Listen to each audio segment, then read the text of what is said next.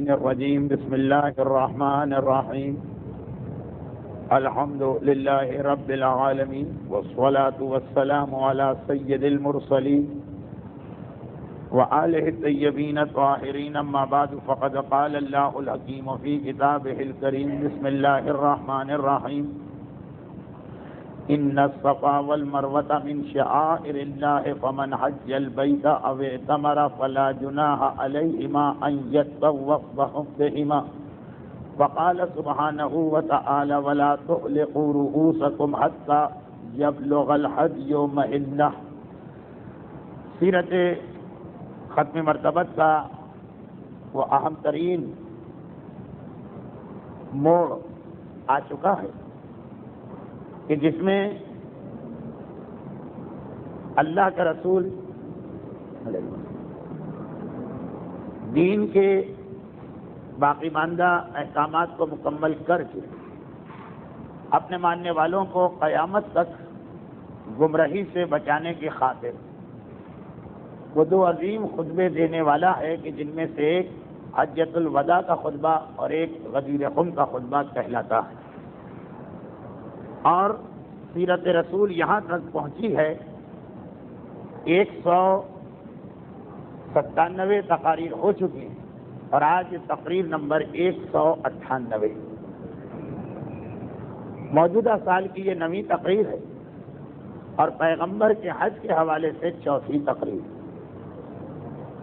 حج کے حوالے سے میں یہ گزارش گزشتہ 2 تقاریر میں کر چکا ہوں کہ خاص طور پر میرے لیے یہ حج کا موضوع ایک ایسا دلچسپ موضوع بن جاتا ہے کہ بعض اوقات میں واقعہ شروع کرنے کے بعد اس طرح سے بہتا چلا جاتا ہوں اس موضوع کے اندر کہ یہ خیال بھی نہیں رہتا ایک عام آدمی کے لیے اس میں دلچسپی کی شاید اتنی ساری باتیں نہ ہوں، اور پھر اگر وہ عام آدمی ایسا ہو کہ جو اب تک حج نہ کر سکا ہو، اس لیے کہ واقعا کتنا ہی کتابی شکل میں مسائل حج کو پڑھ لیا جائے، جب تک کہ انسان اس مرحلے سے نہ گزرے اس وقت تک یہ مسائل سمجھ میں نہیں آ سکتے. اور حج کرنے والا بھی اگر کسی وجہ سے دوران حج پریشانی والا حج کر چکا ہو، اکیلا گیا ہو، غیر مناسب ساتھیوں کے ساتھ گیا ہو، بغیر کسی معلومات کے گیا ہو، تو حج کر کے آنے کے بعد تو حج کا تذکرہ اس کے لیے اور تکلیف دہ ہو جاتا.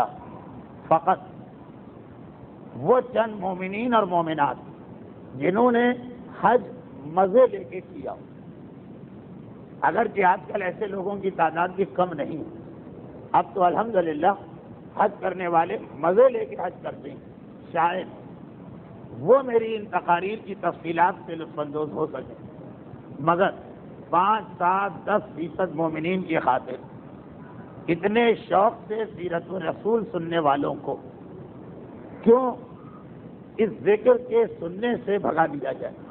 چنانچہ اب میرا انداز گزشتہ تقریر کے مقابلے میں ذرا سا مختلف ہو. پھر بھی آج اس تقریر میں ایک ایسا موڑ آ گیا کہ جس کے لیے تھوڑے سے مسائل بیان کرنا پڑیں گے، اور یہ وہ مسائل جو ان لوگوں کے لیے بھی مشکل جو خود حج کر کے آئیں. اس کی وجہ یہ کہ یہ مسائل ہم لوگوں کے لیے ہے ہی نہیں، مکے والوں کے لیے، مگر ضرورت سے زیادہ تمہید کو طولانی کرنا اس کی کوئی ضرورت نہیں ہے. تقریر کے شروع میں اگر یہ موضوع ہوتا تو یہیں پہ میں وضاحت کر دیتا کہ اس جملے کا مطلب کیا ہے. تقریر کے ایک حصے کے بعد یہ چیز آئے گی تو انشاءاللہ ہاتھ کے ہاتھ وہیں پر اسے واضح کیا جائے گا. اور آج کی اس تقریر کے لیے قرآن کریم کی ان 2 آیتوں کو سرنامہ کلام بنایا گیا جن میں سے ایک پیغمبر کے حج کو بیان کر رہی اور دوسری آیت اس حج کے طریقہ کار میں جو تبدیلی واقع ہوئی اس کو بیان کر رہی ہے. دونوں آیتیں سورہ بقرہ کی. پہلی آیت نمبر 158 ترجمہ یہ ہے کہ صفا اور مروہ کی پہاڑیاں یہ شعائر اللہ، اللہ کی نشانیوں میں سے ہیں، بس حج کرنے والے اور عمرے کرنے والے کو ان کا طواف کرنے میں کوئی حرج نہیں، جسے آج کل ہم اور آپ صحیح کہتے ہیں۔ اصطلاح قرآنی میں اس کو بھی طواف کہا گیا۔ یہ آیت، پہلی آیت، اس کا ترجمہ اور اس کی وضاحت عنقریب ہو رہی۔ دوسری آیت، اعلان ہوا کہ لا تحلقوا رؤوسکم، خبردار اپنے سروں کو نہ منڈوانا۔ حج اور عمرے کے حوالے سے اتنا ہر آدمی جانتا ہے کہ وہاں جا کر آخری مرحلہ آتا ہے کہ جس میں مردوں کو اپنا سر منڈوانا پڑتا۔ قرآن نے کہا کہ لا تحلقوا، اپنا سر نہ منڈواؤ، حتی یبلغ الہدی محلہ، جب تک کہ قربانی کا جانور اپنی جگہ پہ نہ پہنچ جائے۔ بڑا خشک مسئلہ، لیکن کیا کریں، آج کی تقریر کا آخری آدھا حصہ اسی ایک آیہ قرآنی کی وضاحت۔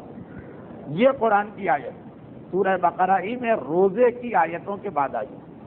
رمضان کا مہینہ قریب آ رہا، رمضان کی وجہ سے مومنین کرام کے قضا اور سنتی روزے تو رجب سے ہی شروع ہو گئے، اور رمضان اور حج کا بڑا گہرا ربط ہے۔ قرآن کریم نے جہاں پہ رمضان کی آیتیں ختم کی، یا ایھا الذین آمنوا کتب علیکم الصیام، یہ آیتیں ابھی شروع ہونے والی، یہاں پہ یہ آیتیں ختم ہوئی ہیں، اس کے فوراً بعد حج کی آیت شروع ہوئی۔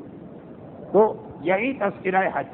اگر کبھی آپ کو موقع ملے، چاہے رمضان ہی میں موقع مل جائے، اور آپ تلاوت قرآن کرتے کرتے حج کی آیتوں پہ پہنچی، اگر آپ پہلے حج کر چکے ہیں تو ترجمہ پڑھیے، آپ کو بھی ایک عجیب مزہ آئے گا۔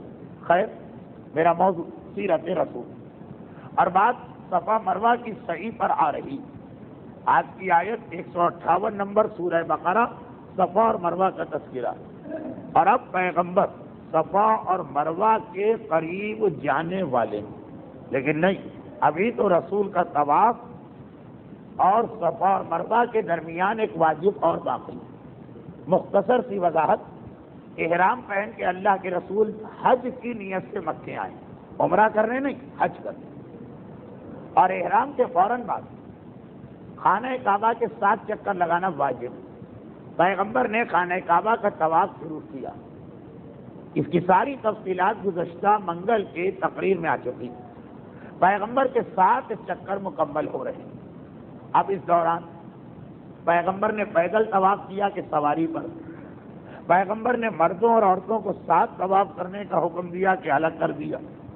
اللہ کے رسول اس طواف کے دوران خانہ خدا کی کس کس دیوار کو بوسہ دیا اور کس کس دیوار کو چھوڑ دیا؟ یہ ساری تفصیلات جو بعد میں ہمارے مراجع کرام کے مناسک حج کے اندر آ گئے۔ اب یہ تقریر سنیے گا اور جا کر اپنے مجتہد کی کتاب اٹھائیے گا، یہ ساری وہی مناسبت نظر آ رہی ہے، مگر طواف کے حوالے سے اب ایک آخری بات باقی بچ رہی ہے۔ اس بات کا مسئلہ، اس بات کو بیان کرنا، وہ بڑی احتیاط کے ساتھ بیان کرنا، وہ یہ کہ دوران طواف پیغمبر مختلف دعائیں پڑھ رہے تھے، مگر جب خانہ کعبہ کے طواف ہر چکر کے آخری حصے پہ آتے، 7 چکر، تو ہر چکر کے جب آخری حصے پہ آتے تھے تو باقی ساری دعائیں بند کر دیتے تھے اور وہی دعا پڑھتے تھے جو قرآن کریم میں بھی حج ہی کے حوالے سے لکھی گئی، ربنا آتنا فی الدنیا حسنہ وفی الآخرۃ حسنہ وقنا عذاب النار۔ اور آگے تک یہ مسئلہ مستحب بلکہ سنت مؤکدہ تک پہنچا ہوا کہ طواف کے ہر چکر کے لیے ہمارے یہاں بعض لوگوں نے ایک الگ الگ دعا لکھ دی۔ اس کے اپنے فائدے، اس کی وجہ سے یہ یاد رہتا ہے کہ ہم 4تھے چکر میں ہیں کہ 5ویں میں ہیں کہ 6ٹھے میں۔ مگر جو ابھی آپ نے جملہ سنا کہ اللہ کا رسول اپنے 7 چکروں کے درمیان جہاں پر جو دعا پڑھ رہا ہو، جب آخری حصے پہ آتے رکن یمانی اور حجر اسود کے درمیان والی دیوار ربنا آتنا فی الدنیا کی دعا پڑھی جاتی، اور جب طواف کا آخری چکر لگایا جا رہا تھا، علماء کرام بعض چیزوں کو سمجھانے کے لیے مثال نماز سے دیتے ہیں، جو کہ نماز بچہ بچہ جانتا، جیسے مدینے سے نکلتے وقت پیغمبر نے احرام پہن کر لبیک کہا، تو جملہ یہی آتا ہے مجتہدین کی کتاب، یہ لبیک کی حج کے لیے وہی اہمیت ہے جو تکبیرۃ الاحرام کی اہمیت نماز کے لیے۔ اسی طرح طواف کے 7 چکر، اس کو چکروں کو اس طرح سمجھیے جیسے نماز کی رکعتیں ہوتی ہیں۔ تو پیغمبر جب طواف کے آخری چکر میں پہنچے یعنی 7ویں، تو ایک بار خانہ کعبہ کی اس دیوار کے قریب رکے جہاں سے دیوار فاطمہ بنت اسد کے لیے 2 مرتبہ شق ہوئی، جو پچھلے منگل کو ہمارا موضوع چل رہا تھا۔ جہاں سے یہ دیوار جناب فاطمہ بنت اسد کے لیے 2 مرتبہ شق ہوئی، ایک مرتبہ جب وہ خانہ کعبہ کے اندر تشریف لا رہی اور دوسری مرتبہ جب 3 دن بعد وہ خانہ کعبہ سے باہر نکلی۔ اب پچھلے ہفتے میں نے مولا کی ولادت کے حوالے سے یہ جملہ اتنی بار پڑھا کہ اب میں یہ بھی بھول گیا کہ کہاں کہاں پڑھا اور کہاں کہاں نہیں پڑھا۔ ہو سکتا ہے کہ یہاں یہ جملہ نہ آیا ہو سکتا ہے آ گیا ہو۔ اگر آ بھی گیا ہے تو تکرار صرف ایک جملے کہ بہت سارے صاحبان ایمان اس چیز کو نہیں جانتے کہ فاطمہ بنت اسد 3 دن کے بعد جب خانہ کعبہ سے باہر نکلی تو دروازے سے نہیں گئی، کم از کم ہمارے علماء اعلام جیسے شیخ عباس قمی منتہی الاعمال روایت تحریر فرماتے کہ واپسی کا سفر بھی وہیں سے ہوا تھا جہاں سے خانہ کعبہ میں داخلہ ہوا، وہی ایک جگہ دیوار ایک بار نہیں 2 بار شق ہوئی۔ اور اس مسئلے کو زیادہ واضح انداز میں سمجھانے کی خاطر میں کہتا ہوں، یہ اکثر یہ کہتا ہوں کہ کہاں تو حالت یہ ہے خانہ کعبہ کی کہ آدم نے بنایا، ابراہیم نے بسایا، سینکڑوں سال گزر گئے، ایک بار بھی دیوار شق نہ ہو، اور اگر شق ہوئی تو اتنا کہ 3 دن میں 2 بار شق ہو گئی، تو صرف اس لیے کہ یہ بات واضح ہو جائے۔ تو فاطمہ بنت اسد کے لیے جہاں پہ دیوار شق ہوئی، اور زیادہ صحیح الفاظ میں یہ کہا جائے کہ مولا کے لیے پیغمبر نے اپنے طواف کے آخری چکر وہاں پہ رکنے کے بعد ذرا سا اپنا رخ بدلا اور اپنے جسم کو اس جگہ دیوار کعبہ سے مس کیا اور ایک دعا مانگی جس کی وجہ سے خانہ کعبہ کی دیوار کا وہ حصہ مستجار کہلاتا، مستجار عربی میں مستجار کہتے ہیں پناہ گاہ، شیلٹر، مصیبت و پریشانی کے عالم میں آدمی جہاں جا کے پناہ لیتا، جیسے آج کل کے زمانے میں فضائی حملوں جب کسی ملک پر ایئر اٹیک ہو یا فضائی حملہ تو خندقیں کھودی جاتی ہیں تاکہ اس وقت وہاں جا کے پناہ لیں۔ عربی میں اس کا نام ہے مستجار۔ یہ لفظ قرآن کریم میں بھی سورہ توبہ میں بار بار آیا، تو پیغمبر وہاں جا کر اپنا بدن، بلکہ بدن بھی خاص لفظ ہے کہ اپنا شکم یعنی پیٹ، جسم کا یہ حصہ اس دیوار کعبہ سے مس کیا اور وہ دعا مانگی جس کا مفہوم یہ تھا کہ خدا بندہ مجھے اپنی پناہ میں لے۔ تو دیوار کعبہ کے ہر حصے کا ایک نام ہے، کیونکہ میں تاریخ خانہ کعبہ نہیں پڑھ رہا ہوں، وہ بھی میرا ایک موضوع ہے، لیکن اس وقت تاریخ خانہ کعبہ نہیں پڑھ رہا ہوں۔ خانہ کعبہ کے ہر کونے کا ایک نام ہے، خانہ کعبہ کی دیوار کے تھوڑے تھوڑے گیپ کے بعد نام ہے، جن میں سے آخری نہیں، جو دروازے کے پیچھے والی دیوار اس کا نام ہے مستجار۔ لیکن 2 چیزیں اس میں واضح، پیغمبر حجر اسود کو بوسا دی ہر چکر میں، لیکن یہ جو مستحب عمل ہے کہ اپنا جسم مس کیا، یہ فقط طواف کے آخری چکر میں، 7 چکروں میں 7 مرتبہ نہیں، آخری۔ اور اس میں ایک بات کا خیال کرنا کہ کوئی بھی ایسا مستحب عمل جو آپ کے واجب عمل کو غلط کرے، جس کی وجہ سے واجب عمل باطل ہو جائے، وہ جائز نہیں۔ چنانچہ ایک اشارہ کر دو، تفصیل بیان کرنا فائدہ نہیں۔ یہ مسائل حج اور مناسک حج کی تقریر نہیں، یہ خانہ کعبہ کی تاریخ نہیں، یہ ہے بنیادی طور پر سیرت رسول۔ مگر آپ نے خیال کیا ہوگا کہ سیرت رسول میں بعض ایسے واقعات ہوتے ہیں کہ اگر ان کو سادہ طریقے سے پڑھ دیا جائے تو مجمع کے دھوکہ کھا جانے کا امکان ہوتا۔ اگر یہ پڑھ دیا جائے کہ پیغمبر کی 11 بیویاں تھیں اور ایک وقت میں تھی، تو مجمع یہ نہ سمجھ بیٹھے کہ ہمیں بھی 11 بیویوں کا اختیار ہے اور ایک وقت میں، تو شوہر رہے گا کہاں وہ ایک الگ مسئلہ ہے، لیکن واضح کر دیا جاتا کہ یہ خاص پیغمبر کے لیے خصوصیت ہے۔ اسی طرح طواف کے دوران پیغمبر چکر لگاتے لگاتے ایک بار رکے، اپنا رخ پھیرا، خانہ کعبہ کی طرف آیا۔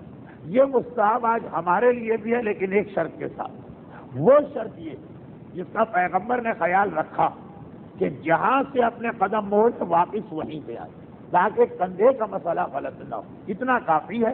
جو لوگ نہیں سمجھے ان کے لیے اس سے زیادہ سمجھانے کی ضرورت نہیں، اور جو لوگ سمجھ گئے تو بڑے اچھے طریقے سے سمجھ گئے۔ پیغمبر کے طواف کے آخری چکر پیغمبر نے ایک بار اپنے آپ کو روکا، اپنا رخ پھیرا، خانہ کعبہ کی دیوار کی طرف گئے، مستجاب جگہ پر ایک دعا مانگی، واپس آئے، جہاں سے رخ پھیرا تھا ٹھیک وہیں پہ آ کے وہاں سے اپنا آخری چکر پھر آگے بڑھائے۔ اور آج بھی یہ مستحب ہے اگر اسی احتیاط کا خیال رکھا جائے جو میں نے ابھی بیان کی۔ 7واں چکر مکمل ہو گئے۔ اب اللہ کا رسول اپنی سواری کا رخ پھیر ادھر گیا کہ جہاں پہ آج مقام ابراہیم نامی پتھر لگا۔ جس طریقے سے خانہ کعبہ میں ایک پتھر حجر اسود کے نام سے مشہور ہے، اور باقاعدہ حجر اسود کی ایک تاریخ ہے۔ میرا موضوع بار بار میں یاد دلاتا ہوں، تاریخ ہے، خانہ کعبہ نہیں، ورنہ ابھی اس کے حجر اسود پہ آدھے گھنٹے کی بحث ہو جائے۔ یہ پتھر ہے کہ ایک فرشتہ، یہ شروع سے ہی کالا ہے کہ پہلے سفید تھا اب کالا ہو گیا، یہ جنت سے بھیجا گیا کہ اسی دنیا میں کوہ ابو قبیس سے کاٹا گیا۔ پوری ایک تاریخ ہے، مگر سیرت رسول پوری ہو جائے پھر جیسا کہ ایک ارادہ کہ مقدس مقامات کے حوالے سے ایک ایک دو تقریریں کی جائیں گی، اس میں شاید یہ موضوع آ جائے۔ حجر اسود کی طرح کا ایک اور بہت ہی اہم پتھر خانہ خدا کے صحن میں موجود ہے، جس کا نام ہے مقام ابراہیم۔ میں یہ نہیں کہہ رہا کہ یہ پتھر حجر اسود سے بھی زیادہ اہم، مگر اتنا ضرور کہہ رہا ہوں کہ اس پتھر کی ایسی خصوصیت اور اہمیت کہ حجر اسود کا پورے قرآن میں کہیں تذکرہ نہیں۔ عالم اسلام میں ایک بچہ بھی ایسا نہ ملے گا جو حجر اسود کو نہ جانتا ہو، مگر جہاں تک قرآن کریم کی بات اس میں حجر اسود کا کہیں تذکرہ نہیں، مگر مقام ابراہیم 2 مرتبہ قرآن کریم میں مقام ابراہیم کا تذکرہ آیا، ایک بار بھی نہیں 2 بار، اور یہ ایک پتھر کا نام ہے جس پہ حضرت ابراہیم کے پیروں کے نشان۔ ایک مرتبہ اسی آیت میں جسے میں نے پچھلی تقریر فضائل کے حوالے سے پڑھا تھا، ان اول بیت وضع للناس للذی ببکۃ مبارکا وہدی للعالمین فیہ آیات بینات مقام ابراہیم۔ سب سے پہلا گھر جو انسانوں کے لیے بنایا گیا وہ مکے میں، برکت والا، کائنات کا ہادی، اس میں ہماری کھلی نشانیاں ہیں، اور مقام ابراہیم کہ ایک دفعہ تو اس حوالے سے مقام ابراہیم کا تذکرہ آیا، دوسری مرتبہ وہاں پہ مقام ابراہیم کا تذکرہ آیا کہ جس کی خاطر پیغمبر نے یہ آیت تلاوت کی۔ اب کیا سلسلہ بنا کلام کا کہ پیغمبر نے 7واں چکر مکمل کیے۔ مسائل نہیں بیان کر رہا، ورنہ ایک جملہ ضرور کہتا کہ جہاں 7واں چکر مکمل احتیاطاً 2-4 قدم ابھی اور آگے بڑھیں، مگر نہیں، تقریر کی انداز اور طریقہ نہ بدل جائے۔ پیغمبر اب آئے مقام ابراہیم کی طرف۔ یہ ایک پتھر کا نام ہے جس سے حضرت ابراہیم کے پیر کے نشان۔ پہلے یہ باقاعدہ چھوٹی سی مسجد کی شکل میں خانہ کعبہ کے صحن میں تھا۔ صحن کعبہ چھوٹی سی ایک مسجد بنی اور اس کے اندر یہ پتھر رکھا تھا، اور لوگوں کو نماز پڑھنے اس مسجد میں جانا پڑتا تھا، جس کی وجہ بعض اوقات اتنی دھکم پیل ہوتی تھی کہ اموات واقع ہونے لگی، جو آج کل شیطانوں کے قریب کا ماحول ہے وہ بن گیا۔ چنانچہ ایک تو صحن کھل جائے، طواف کرنے والے طواف کر رہے ہیں، چلتے چلتے راستے میں یہ مسجد آ جاتی، رکاوٹ پڑ جاتی، لوگوں کو دائیں بائیں ہٹنا پڑتا تھا۔ مومنین کرام کے تو طواف بھی غلط ہو جاتے تھے، اس لیے کہ دائیں بائیں ہٹتے وقت کندھے کا خیال رکھنا لوگ بھول جاتے تھے۔ تو یہ مسجد چند سال پہلے اس لیے توڑ دی گئی تاکہ صحن کعبہ کھل جائے اور نماز پڑھنے کے لیے بھی اتنا رش نہ ہو۔ اب کھلی جگہ ہے، آرام سے نماز پڑھ لی جاتی۔ یہ جو مسجد، اس کے اندر ایک صندوق کے اندر پتھر بند تھا، اب اسے شیشے کے شوکیس میں رکھ دیا گیا، ہر شخص دیکھ سکتا۔ پیغمبر طواف مکمل کرنے کے بعد، یعنی 7واں چکر پورا کرنے کے بعد، ایک بار اپنی سواری کا رخ پھیرا اور قرآن کریم کی ایک آیت پڑھتے جاتے ہیں اور سواری سے اتر مقام ابراہیم کی جانب تشریف لا رہے ہیں، آیت پڑھ رہے، وہ آیت جس میں مقام ابراہیم کا دوسری مرتبہ تذکرہ ہوا، مگر دوسری مرتبہ حکم کے ذریعے سے۔ پہلا تذکرہ تھا مقام ابراہیم ہماری کھلی نشانی، مقام ابراہیم کے معجزے کے حوالے سے، معجزہ ہے کہ نہیں کہ سخت پہاڑی پتھر پر ایک انسان کے پیروں کے نشان اس طرح بنے کہ آج 4000 سال گزرنے کے بعد بھی نظر آ رہے ہیں، جو ہمارے یہاں قدم گاہ کے حوالے سے معصومین کا ایک معجزہ مشہور دنیا کے مختلف علاقوں میں۔ تو مقام ابراہیم معجزہ پہلا تذکرہ اس لیے ہوا، لیکن اس کے بعد وہ آیت آئی، پیغمبر اس آیت کی تلاوت کرتے جا رہے ہیں اور مقام ابراہیم کے قریب جا رہے ہیں، آیت کی تلاوت کر رہے ہیں، وَاتَّخِذْ مِن مقام ابراہیم مصلی، یہ قرآن کی آیت، یہ جو ابھی میں نے پڑھی آیت ہے قرآنی، ترجمہ یہ کہ اور مقام ابراہیم پہ نماز پڑھا کرو، وَاتَّخِذْ قرار دو من مقام ابراہیم، مقام ابراہیم کو مصلی، جائے نماز، جائے صلاۃ۔ اس آیت کی پیغمبر نے تلاوت کی اور مقام ابراہیم کے پیچھے آ کے کھڑے ہو گئے اور اللہ اکبر کہے کہ 2 رکعت نماز شروع ہوئی، جس کا نام احکامات شریعت کے اندر نماز طواف ہے۔ 2 رکعت نماز شکرانے کی نہیں، کوئی منت کی نہیں، خالی ایسے ہی نہیں، نماز طواف۔ تو مقام ابراہیم کے بارے میں قرآن دوسری آیت حکم بن گیا کہ دیکھو مقام ابراہیم پہ نماز پڑھو، لیکن کون سی نماز؟ ہر حج اور عمرے کی، وہ پیغمبر نے شروع کی۔ اس پیغمبر کی نماز 2 رکعتیں تھی، پہلی رکعت میں پیغمبر نے الحمد کے سورے کے بعد قل هو اللہ کا سورہ پڑھا اور دوسری رکعت میں پیغمبر الحمد کے سورے کے بعد قل یا ایھا الکافرون کا سورہ پڑھا۔ باقی بالکل وہی طریقہ کار ہے جو فجر کی نماز کا طریقہ کار۔ چنانچہ آج بھی آپ کو ہر مرجع کی کتاب میں یہ مسئلہ ملے گا کہ 2 رکعت نماز جو آپ کو یہاں پڑھنا فجر کی طرح سے پڑھی جاتی ہے، مگر بہتر یہ ہے کہ انہی سوروں کو پڑھا جائے جنہیں رسول نے پڑھا۔ ویسے اجازت ہے کہ آپ عام انا انزلنا اور قل هو اللہ کے ذریعے بھی یہ نماز پڑھ سکتے ہیں۔ بس اس میں اور فجر کی نماز جو ایک فرق ہے وہ یہ کہ فجر کی نماز مردوں کو بآواز بلند پڑھنا، یہ والی نماز شروع سے ہی اختیار، چاہے جہرن پڑھیں یا اخفاءً۔ لیکن اتنا زیادہ مسائل کا بیان آ رہا کہ میں باوجود یہ ارادہ کرنے سے کہ تقریر کو تاریخ کی تقریر رکھنا ہے، مسائل کی نہیں، پھر بھی یہ باتیں زبان پر آ ہی جاتی ہیں۔ پیغمبر جب یہ نماز پڑھی تو ایک عجیب مسئلہ اس کے حوالے سے سامنے آیا۔ میں مسائل گریز کرنا چاہتا ہوں، صحیح لفظ تو وہ تھا لیکن وہ توہین ہو جاتی کہ میں مسائل سے جان چھڑا کے بھاگنا چاہتا ہوں، لیکن یہ لفظ توہین ہے اس لیے میں مسائل سے گریز کرنا چاہتا ہوں، پھر بھی آ جاتے ہیں۔ صرف ایک بات، پیغمبر نے یہ نماز پڑھی، اتنا بڑا مجمع پیغمبر کے ساتھ، مرد بھی ہیں عورتیں بھی، 1,20,000 سے زیادہ بڑا مجمع، مگر اتنا بڑا مجمع دیکھنے کے باوجود پیغمبر نے اس موقع سے وہ فائدہ نہ اٹھایا جو ہم کہیں 5 آدمی دیکھیں تو موقع سے فائدہ اٹھاتے ہیں، شرعی فائدہ۔ وہ کیا؟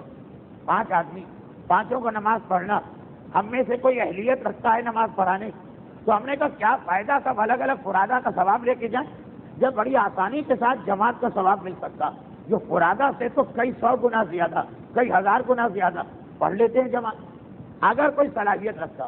پیغمبر کے پاس اس وقت اتنا بڑا مجمع ہے شہر کعبہ، اتنا بڑا مجمع، مگر چونکہ پیغمبر نماز طواف فرادہ پڑھی، جماعت نہیں پڑھی، جبکہ ہر سبب جمع تھا جماعت قائم کرنے کا، مجمع بھی سب نماز پڑھنے والے، سب کے لیے یہ نماز واجب۔ طواف جب ہوتا تو ایک ساتھ ہی سب کا شروع ہوتا ہے، ایک ساتھ ختم ہوتا، کوئی گریز کی وجہ نہیں، مگر پھر بھی پیغمبر یہ وہ نماز ہے کہ جو فرادہ پڑھا۔ نعوذ باللہ من ذالک، وہ جملہ میں نے کہا ہی نہیں، جو کہنے کی ضرورت نہیں کہ کبھی مجمع بھی بہت بڑا ہو مگر کوئی نماز پڑھانے کا اہل موجود نہ ہو، تب بھی مجمع کو ضائع کرنا پڑتا، یعنی خوراک۔ یہاں تو کوئی گنجائش ہی نہیں، اگر رسول نماز پڑھانے کے نعوذ باللہ اہل نہیں تو پھر کون آدمی دنیا میں نماز پڑھا سکتا؟ سارے کے سارے اسباب جمع، یہ آج تو جماعت ہونی ہی چاہیے۔ اور کتنا مزہ آئے گا خانہ کعبہ کے صحن میں رسول کے ساتھ حج کی نماز جماعت سے پڑھیں، مگر پیغمبر نے یہ نماز نہیں پڑھائی. ہاں اس کے علاوہ اور کسی واجب نماز کا وقت آ گیا تو وہ پڑھا دیں گے. چنانچہ ایک مسئلہ ہمارے علماء میں زیر بحث آیا کہ نماز نہ پڑھانے کیا کہیں یہ مسئلہ تو نہیں بنتا کہ نماز طواف جماعت میں ہو ہی نہیں سکتی. چنانچہ اکثر مراجع کا نظریہ یہی کہ نماز طواف جماعت کی شکل میں نہیں پڑھی جا سکتی، بلکہ اگر کوئی آدمی ایسا بن جائے جس پر نماز جماعت واجب ہو جائے، ایک ایسا آدمی جو عربی الفاظ کو صحیح مخرج سے ادا نہ کر رہا ہو، تو اس پر واجب ہے کہ جب تک کہ سیکھے اتنے دنوں تک نماز جماعت پڑھے. اگر ایسا آدمی مکے پہنچ گئے تو اس کے لیے جماعت واجب، لیکن اس پیغمبر کے اس عمل کی وجہ سے علماء کرام اتنے شش و پنج میں کہ انہوں نے کہا احتیاط واجب یہ کہ وہ آدمی جس کے لیے جماعت واجب ہو گئی کیونکہ اس کے اپنے مخارج صحیح نہیں، سے سین سواد، جبکہ وہ صحیح کرنے کی صلاحیت بھی رکھ سکتا ہے، اس کے لیے جماعت واجب. کا احتیاط یہ ہے کہ ایسا آدمی جماعت کے ساتھ بھی یہ نماز پڑھے اور فرادہ بھی پڑھے. پیغمبر کے اس عمل کی وجہ سے معصومین نے اگر جماعت نہ پڑھائی تو اس کے لیے تو ایک تعویل ہے کہ چونکہ اس زمانے کے ظالم حکمران ان کو موقع کہاں دے دے، پیغمبر نے کیوں جماعت نہ پڑھائی. لیکن اس سے زیادہ اس کو طول دینا یہ درس خارج کا عنوان تو بن سکتا، سیرت رسول میں مناسب نہیں، بلکہ شاید اتنے جملے سیرت رسول کے لیے موضوع نہ تھے. پھر بھی اب تو زیادہ ہو، ان کو تو میں واپس لے نہیں سکتا ہوں، یہ تو کمان سے نکلا ہوا تیر ہے. تو اب تقریر کو آگے بڑھاتا ہوں. پیغمبر یہاں طواف کی نماز پڑھے، عمرہ کریں تب بھی اس کے طواف کی نماز واجب، حج کریں تب بھی اس کے طواف کی نماز واجب. پیغمبر نے نماز پڑھی لیکن فرادہ پڑھی. چنانچہ آج سب سے بہترین نماز طواف وہ ہے کہ فرادہ پڑھیں چاہے جماعت کا موقع بھی مل رہا ہو. بلکہ جیسا کہ میں نے کہا اکثر علماء تو کہتے ہیں وہ صحیح بھی نہیں. پیغمبر اس کے بعد اب صفا اور مروہ کی دو پہاڑیوں کی جانب جانے والے، مگر نماز پڑھنے کے بعد کیا پیغمبر ان پہاڑیوں کی جانب گئے یا بیچ میں رک گئے اور ایک اور مستحب کام پہ عمل کیا؟ برادران اہل سنت میں اس مسئلے میں اختلاف، ان کے آدھے علماء مانتے ہیں اور آدھے نہیں مانتے. ہمارے تمام علماء کا اتفاق وہ کیا ہے کہ پیغمبر نے طواف مکمل کیا، قرآن کے حکم کی وجہ سے آیت کی تلاوت بھی کی اور نماز بھی پڑھی مقام ابراہیم پر. اب اس کے بعد اگلا مرحلہ باقی، دو پہاڑیوں میں 7 مرتبہ دوڑنا. مگر نہیں، پیغمبر گئے ضرور لیکن پہلے رکے، ذرا سا اپنا رخ بدلا اور جہاں پہ زمزم کا کنواں تھا وہاں پہ پہنچے. آج زمزم کے کنویں اگر آج میں بیان کروں تو آج جو میں جملہ کہوں گا وہ جملہ ذرا سا پیغمبر کے حج سے الگ لگے گا. دیکھیے آج جب آپ مقام ابراہیم پہ نماز پڑھ لیں اور اب جائیں پہاڑیوں کی جانب تو زمزم کے کنویں کا راستہ بیچ میں آتا، راستے ہی میں.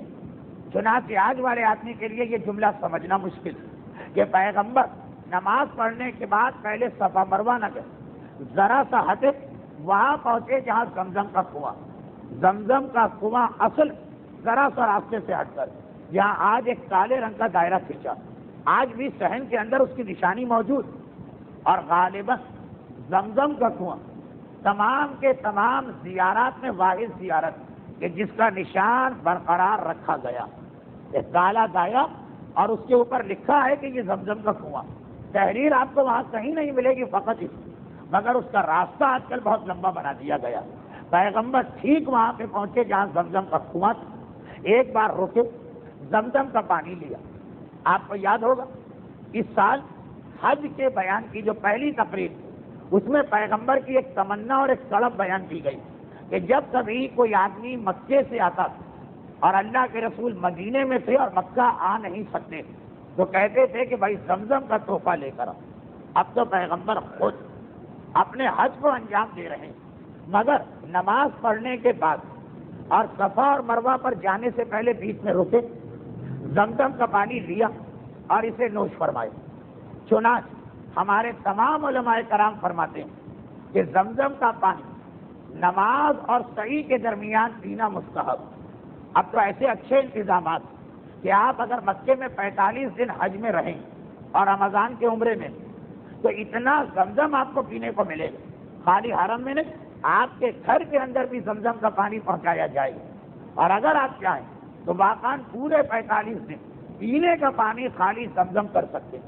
پہلے تو یہ مسئلہ تھا کہ حرم میں ملتا تھا اور خریدنا پڑتا تھا، پھر ہوا کہ نہیں، خریدنے کا مسئلہ ختم. زمزم کے پانی کا خرچہ پہلے ہی آپ سے حج کی درخواست کے موقع پہ کاٹ لیا جاتا، مگر پھر بھی زمزم حرم میں. اب تو یہ ہے کہ جس گھر میں بھی آپ رہیں گے دوران حج وہاں زمزم پہنچایا جائے گا. تو اتنی کثرت کے ساتھ زمزم کہ شاید کوئی آدمی ایسا نہ ہو جو زمزم سے اپنے آپ کو محروم کرے. بیچ میں ایک مسئلہ تھا اور وہ مسئلہ وہی جھگڑے والا تھا کہ بعض لوگ بلکہ اکثر لوگ مکہ پہنچ کے بیمار ہو جاتے، چنانچہ ان سے ٹھنڈا پانی نہیں پیا جاتا، حرم میں سارا پانی ٹھنڈا ہوتا. اب اس کا یہ شکایت بھی دور کر دی گئی، 2 قسم کے کولر رکھے، رنگ بھی الگ ہے، تحریر بھی لکھی، یہ ٹھنڈا پانی، یہ غیر ٹھنڈا پانی. خیر، مگر یہ جتنا بھی زمزم زمزم زمزم زمزم اتنا ہو گئے، مستحب جو ہے زمزم وہ نماز کے بعد اور صحیح سے پہلے. اتنا زیادہ ہم لوگ زمزم پیتے ہیں وہاں پر، لیکن بعض اوقات ایسے واقعات سننے میں آ جاتے ہیں کہ آدمی خاص طور پر عمرہ کرنے والا پورے 10 دن مکہ میں رہا، زمزم ہی پیا، مگر ٹھیک وہ والا زمزم نہیں پیا جو اسلام میں مستحب. اس لیے کہ عمرے میں رش اتنا کم ہوتا اور ہر آدمی اپنے گھر سے کھا پی کے نہا دھو کے تیار ہو کے آتا کہ عمرہ جو ہے نا وہ، اب یہ لفظ تقریر کے لیے مناسب نہیں، عمرہ فٹافٹ ہوتا، جلدی جلدی جلدی جلدی. چنانچہ وہاں ایسے کتنے لوگ مجھے ملے کہ جن پتا چلا کہ باقی 45 دن یا 15 دن زمزم پیتے رہے اور جو خاص سنت رسول وہ والا زمزم چھوڑ دیا. اس لیے میں ذرا اتنی تفصیل میں چلا گیا. اور وہ تفصیل یہ کہ باقی چاہے آپ زمزم پئیں کہ نہ پئیں، لیکن کیوں نہ پئیں، کیا وجہ ہے نہ پینے، یہ والا زمزم خاص مستحب، چاہے آپ کو پیاس لگ رہی ہو کہ نہ لگ رہی ہو. یہ جملہ زیادہ اہم. پانی عموماً پیا جاتا ہے جب پیاس لگے، مگر یہ والا پانی وہ ہے کہ پیاس لگے کہ نہ لگے. یہ چونکہ عمرے اور حج کے اپنے مستحبات میں شامل ہو گئے. اچھا خیر، مسئلہ زمزم کے حوالے سے ہمیشہ یہ بات پھیل جاتی ہے کیونکہ زمزم اس کا مطلب ہی یہ اتنی کثرت سے پانی نکلا کہ جناب حاجرہ بے اختیار چیخ اٹھی، زم زم، رک جا رک جا. سریانی زبان میں زمزم کہتے ہی رکنے کو. چنانچہ جہاں زمزم کی بات آئے گی پہلے بیان لمبا ہو جائے گا، پھر اپنے آپ سے کہنا پڑے گا کہ زم زم، ذرا ٹھہریے آپ لوگوں کو کہاں لے جا رہے ہیں. تو خیر، یہ میں نے اس لیے کہا کہ بغیر کسی وجہ سے ایک بڑا اچھا اور اہم مستحب لوگ اپنے ہاتھ سے ضائع کر دیتے. کون لوگ؟ یا تو ایسا ہو جو عہد کر کے جائے کہ زمزم نہیں پینا، ہر وقت پیو، اور جو خاص پینے کا وقت اسی وقت چھوڑ دو. وہ خاص پینے کا وقت کیا؟ 2 رکعت نماز پڑھی. اب آپ کو 2 پہاڑیوں کے بیچ میں 7 چکر لگانے جانا، جن پہاڑیوں کا نام ہے صفا اور مروہ. اس کے درمیان ٹھہرو اور زمزم پیو. اس لیے کہ پیغمبر اس انداز سے سارے قافلے کو روک کر زمزم پلوایا کہ جس سے اندازہ ہو گیا کہ یہ خصوصی مستحب. مگر خالی زمزم نہ پیو، وہ ہے اپنی جگہ ایک مستحب. دوسرا مستحب یہ کہ زمزم اللہ کی ایک نشانی کہ مانگنے والے نے خلوص دل کے ساتھ مانگا تو ہم نے اس کو اتنا دیا. ایسے مواقع ہمیشہ ہمارے لیے ایک موقع بناتے ہیں کہ تم بھی مانگو. چنانچہ معصومین کے حرم پہ جا کے ہم مانگتے ہیں، سال میں اہم تاریخیں آتی ہیں تو ہم مانگتے ہیں، خانہ کعبہ کو دیکھتے ہیں تو ہم مانگتے ہیں. سارے زمزم کو بھی دیکھ کے مانگو، یہ بھی اللہ کی ایک نشانی ہے. اور اس کے اندر کتنے پیغام چھپے ہیں، بہت سارے. میرا موضوع زمزم نہیں، لیکن ایک بات ضرور عرض کرنا، کیونکہ یہ تو جملہ رجب، شعبان، رمضان تینوں سے اس کا تعلق، اور جو حج پہ جا رہے ہیں تو شوال، ذوالقعدہ سے لے. اور وہ یہ کہ کبھی بھی دعا میں مایوس نہ ہو. عمل داؤد بھی کر لیا اور فرض کرو کہ فوری فائدہ نہ ہے، کبھی مایوس نہ ہو. یقیناً ہر دعا کرنے والے اللہ تھوڑی دیر آزماتا. اگر اسماعیل کو بچانا تو پہلے ہی منٹ پانی دے دیتا، نہیں، حاجرہ کو 7 مرتبہ دوڑوایا بھی. فقط اس لیے پیغام ہے کہ ہر دعا قبول ہو، چاہے وہ ایسی ہی اہم دعا کیوں نہ ہو جس کے رد ہونے کا امکان ہی نہیں. ہر دعا، ایسی دعا جو رد ہی نہیں ہو سکتی. حاجرہ جیسی ماں اسماعیل جیسے بچے کی پیاس کے لیے پانی مانگی، کیا رد ہو؟ نہیں. مگر ایک پیغام مل رہا، ایک آزمائش ضرور ہوتی.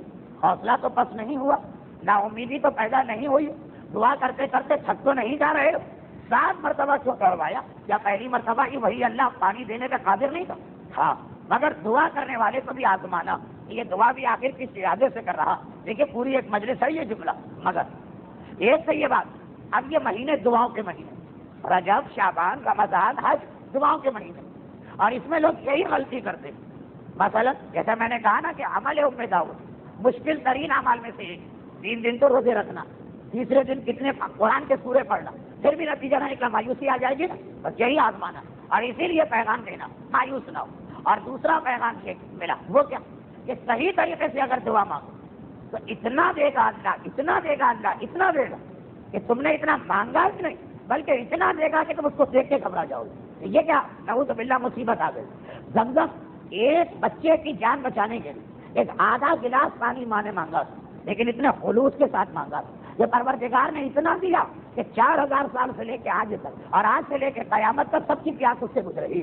مانگا تھا خالی آدھا گلاس، مگر جس سے مانگا تھا وہ دینے والا ہے، اور ایسا دینے والا کہ اس کے خزانے میں کمی کوئی نہیں ہے. تو دیکھیے دعا کے حوالے سے دوسرا پیغام، صحیح طریقے سے مانگو، ذرا صبر سے کام لو، ذرا آگرہ کی طرف ایک آزمائش کا سامنا کرو، پھر دیکھو کتنا ملتا. اتنا ملے گا کہ تم نے مانگا اپنے بیٹے کے لیے، تمہارے سارے خاندان کو ملے گا، تمہاری اولاد کو ملے گا، قیامت تک کی نسلوں کو ملے گا، ان کی برکت سے سارے صاحبان ایمان کو ملے گا. خیر یہ زمزم، اسی لیے پیغمبر نے ایک نہیں 2 مستحب بنا دیا. رکو، پہلا مستحب یہ پانی پیو، اور دوسرا مستحب پانی دیکھتے ہی یاد کر لو یہ کون سا پانی، اور اس کے پیچھے پس منظر کیا. چنانچہ پیغمبر نے رک ایک دعا پڑھی، اور آج تک یہ دعا پڑھنا مستحب ہے، چاہے زمزم آپ وہاں پیے، چاہے زمزم آپ اپنے گھر میں پیے. لوگ زمزم لے کے بھی آتے ہیں، لوگ زمزم تقسیم بھی کرتے ہیں. ایک دعا کے پہلے جملے میں اختلاف. بعض علماء نے کہا کہ پہلا جملہ ہے اسألوک، اللہم انی اسألوک علما نافعا ورزقا واسعا وشفاء من کل داء وسقم. اور بعض نے کہا پہلا دعا ہے اجعل، اللہم اجعلہ علما نافعا ورزقا واسعا وشفاء من کل داء وسقم. ہمارے مراجع کرام یہ دوسرا ہی جملہ نقل کیا، دونوں کا ترجمہ کیا. اے خدا میں تجھ سے سوال کرتا ہوں ایسے علم کا جو فائدہ دینے والا. بعض لوگ ایسا علم حاصل کر لیتے ہیں کہ بجائے فائدے کے اس سے معاشرے کو نقصان پہنچاتے ہیں. ایک ایک جملہ آج ایک ایک مجلس بن رہا، اور چونکہ میں مجلسی آدمی بھی ہوں اس لیے بڑا ڈر لگ رہا ہے کہ کہیں یہاں سے وہاں نہ چلا جائے. رزقاً واسعاً، اور خداوندہ رزق دے اور واسع رزق دے، وشفاء من کل داء وسقم، اور ہر بیماری اور عیب سے مجھے شفا دے. اور جو دوسری دعا جس میں صرف ایک لفظ بدلا اس کا ترجمہ یہ، اور یہ تمام مراجع نے یہ والا جملہ لکھا ہے، پہلا نہیں لکھا. اس دوسرے ترجمے زمزم کا تعلق ان 3 نعمتوں سے کیا گیا. اے خدا اس زمزم کو میرے لیے قرار دے، علم نافع کا ذریعہ، رزق واسع کا ذریعہ، ہر عیب اور بیماری سے بچنے کی شفا، اس زمزم کو قرار دے. اور یہی جملہ کہ جس میں خاص زمزم کا نام لے کر اسے ذریعہ قرار دیا گیا تاکہ وسیلے کا مفہوم اور واضح ہوتا جائے. خدا علم نافع دے مگر وسیلہ وہاں بھی ضروری ہو، رزق واسع دے وسیلہ وہاں بھی ضروری ہے. خیر بات ذرا لمبی ہو گئی. پیغمبر ایک بار یہ دعا پڑھی اور پھر زمزم پیا اور پھر صفا پہاڑی کی جانب چلے.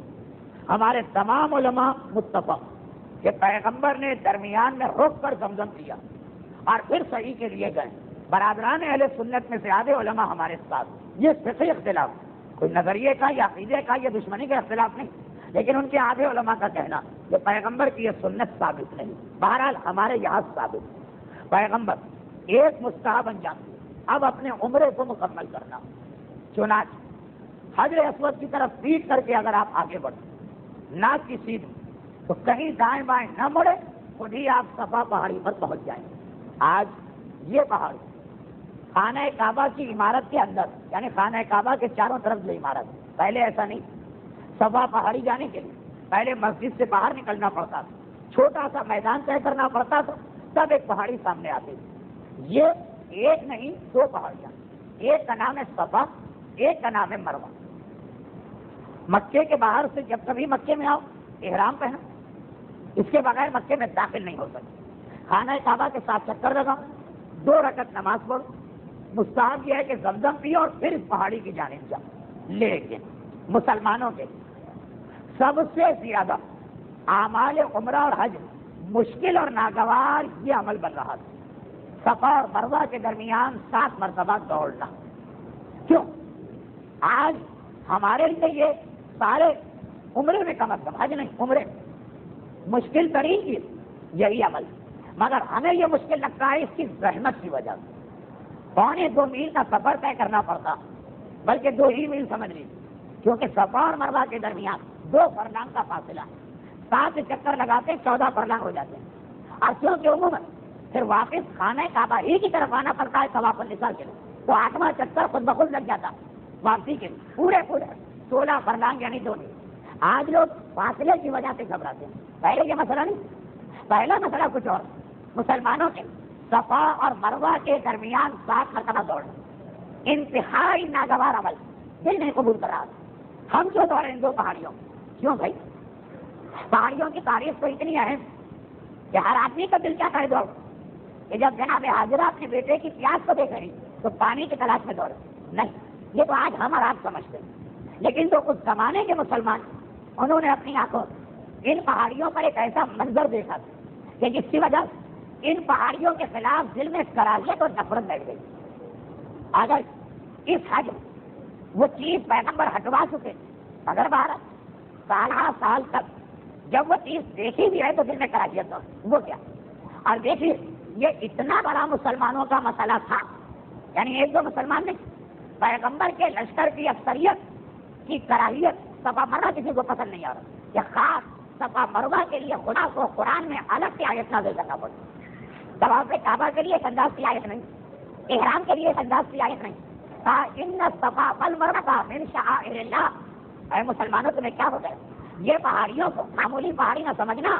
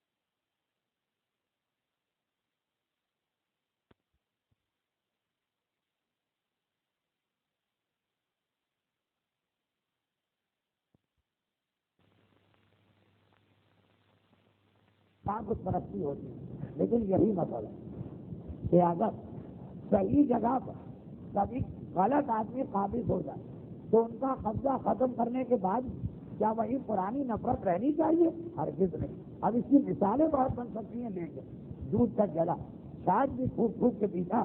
آج کی تقریر میں میں نے بلا وجہ بعض مسائل اتنے طولانی کر دیے کہ میں مختصر کر رہا ہوں. خلاصہ یہ کہ جیسے ہی صفا مروہ کو مسلمان دیکھتے ہیں نفرت آ جاتی ہے. پیغمبر فتح مکہ پر یا اس سے 1 سال پہلے صفا مروہ سے بتوں کو اٹھا کے پھینکوا دیا, بلکہ فتح مکہ کے موقع پر یہ بتوں کو پھینکوا دیا. اب جو حج کرنے آ رہے ہیں بت نہیں, مگر اتنا یاد ہے نا مسلمانوں کو کہ یہ وہ جگہ ہے کہ جہاں سالوں تک بتوں کا قبضہ رہا اور ہر چکر میں لوگ اپنا جسم بتوں سے مست کرتے. ہمیں نہیں جانا. پیغمبر نے زمزم کا پانی پیا, پھر اپنی سواری کا رخ پھیرا صفا پہاڑی کی جانب. صفا پہاڑی حجر اسود کے سامنے ہے اور تقریباً اس زمانے میں یہ 45 فٹ اونچی. مروہ پہاڑی اس سے چھوٹی ہے, وہ اس زمانے میں 24 فٹ اونچی. اس زمانہ میں اس لیے کہہ رہا ہوں کہ جو لوگ حالیہ سالوں میں عمرہ اور حج کر کے آئے انہیں پتا ہے کہ اب تو پہاڑی نام کی کوئی چیز ہی نہیں, لیکن اس زمانے میں یہ پہاڑی تھی اور صحیح کرنے والے پہاڑی کی چوٹی پر جاتے تھے. پیغمبر نے جب اپنا رخ ان پہاڑیوں کی جانب کیا, ایک بار مسلمانوں کے چہرے پہ ناگواری اور دلوں کے اندر کراہیت پیدا ہونے لگی. چنانچہ جیسے نماز سے پہلے قرآن کی آیت تلاوت کی, اس وقت پھر پیغمبر قرآن کی یہی آیت بآواز بلند تلاوت کی. ان الصفا والمروہ من شعائر اللہ. یہ دونوں پہاڑیاں ان سے نفرت نہ کرو, برات نہ کرو. اگر اس سے بتلا کے رکھے گئے تو ان کا کیا قصور؟ یہ اللہ کی نشانیاں. فلا جناح من حج البیت ومن حج البیت او اعتمر. حاجی ہو کے عمرہ کرنے والا فلا جناح ان یطوف بہما. کوئی حرج نہیں ہے کہ اگر تم اس کے درمیان طواف کرو. چنانچہ اس آیت کی تلاوت کر اللہ کے رسول سارے قافلے کا رخ صفا پہاڑی کی جانب پھیرا. اس پہاڑی پر پیغمبر تشریف لے گئے. ایک بات پورا مڑے اور حجر اسود کی جانب رخ کیا. ابھی میں نے عرض کیا تھا نا کہ اس پہاڑی پہ جانے کے لیے آپ کو حجر اسود کی طرف فیس کرنا. وہاں پہنچے, پہاڑی پہ چڑھ, پورا اپنے آپ کو موڑ, حجر اسود کو دیکھا اور وہاں کی وہ دعائیں شروع کر دی. آج جو لوگ عمرہ یا حج کرتے ہیں انہیں پتا کہ سب سے زیادہ دعائیں صفا پہاڑی پہ پڑھی جاتی ہیں. نہ احرام پہنتے وقت کی اتنی لمبی دعائیں, نہ طواف کی ایسی دعائیں, نہ زمزم کی ایسی دعائیں, نہ نماز کی ایسی دعائیں. کیوں؟ اس لیے کہ تمام راوی اس بات سے متفق ہیں کہ پیغمبر اتنی دیر تک صفا پہاڑی پر کھڑے ہو کر دعائیں پڑھتے رہے جتنی دیر میں ایک آدمی معتدل رفتار سے نہ تیز نہ آہستہ سورہ بقرہ پڑھ سکتا. سورہ بقرہ قرآن کریم کا سب سے لمبا سورہ, تقریباً 2.25 پارے. اتنی دیر پیغمبر صفا پہاڑی پر کھڑے ہو کے دعا پڑھتے رہے. اور آج بھی بلکہ قیامت تک کے لیے مستحب کہ صفا پہاڑی پر زیادہ سے زیادہ دیر بیٹھو. یہ مال میں برکت کے لیے اہم ترین اور مجرب ترین عمل. لیکن زیارت گاہیں جو آپ کو بتائی جاتی ہیں عام طور پر اس کا تعلق آخرت سے ہوتا ہے, مگر صفا پہاڑی کی خاص بات یہ کہ یہ جملہ امام کا حدیث میں آ گیا. حج عمرہ نہیں, ویسے ہی صفا پہاڑی پہ جا کے تھوڑی دیر بیٹھنا مال میں برکت کے لیے غالباً اس سے زیادہ مفید اور مجرب کوئی عمل نہیں. مگر پھر میں اپنے آپ کو یاد دلاؤں کہ میں صفا پہاڑی یا شاعر خدا کی تاریخ نہیں پڑھ رہا, پیغمبر کا حج پڑھ رہا ہوں. پیغمبر کتنی دیر تک اس پہاڑی پہ کھڑے رہے اور مسلسل دعاؤں میں مشغول رہے, مگر سب سے زیادہ پیغمبر جو دعائیں پڑھ رہے ہیں لا الہ الا اللہ وحدہ لا شریک لہ لہ الملک و لہ الحمد یحیی و یمیت و یمیت و یحیی وہو حی لا یموت. اور دوسری دعا لا الہ الا اللہ وحدہ وحدہ انجز وعدہ ونصر عبدہ وعظم الاحزاب وحدہ. بس اتنی, یہ 2 دعا اس تکرار کے ساتھ پیغمبر نے پڑھی. اس تکرار کے ساتھ پیغمبر نے پڑھی. یہ کہا یہ گیا کہ بسا اوقات 50 دفعہ. ترجمہ یہ دوسری دعا کہ خدا کے علاوہ کوئی اس کا شریک نہیں. اس کائنات میں لا الہ الا اللہ وحدہ وحدہ، وہ اکیلا ہے، وہ اکیلا. انجز وعدہ، اس نے اپنا وعدہ پورا کیا. دیر و سویر ہو سکتی ہے، وعدہ پورا کیا. 23 سال ہوئے اسلام کو آئے اور اللہ کا وعدہ پورا ہوا ہے کہ آج ہر طرف اسلام کا نام پھیل رہا. جو ہم لوگوں کی فطرت میں جلد بازی ہے، اس لیے میں جملے کہہ رہا ہوں. نصر عبدہ، اس نے اپنے بندے کی مدد کی. وعظم الاحزاب وحدہ، اور سارے کے سارے احزاب، سارے کے سارے گروپ، ساری کی ساری کفر کی طاقتیں بھاگ گئی، فرار اختیار کر گئی فقط اور فقط پروردگار کی مدد کی وجہ سے. پیغمبر جیسے سورہ بقرہ کے آیتوں کی تلاوت کے برابر وقت صفا پہ پورا کیا اور مروہ پہاڑی کی جانب چلی.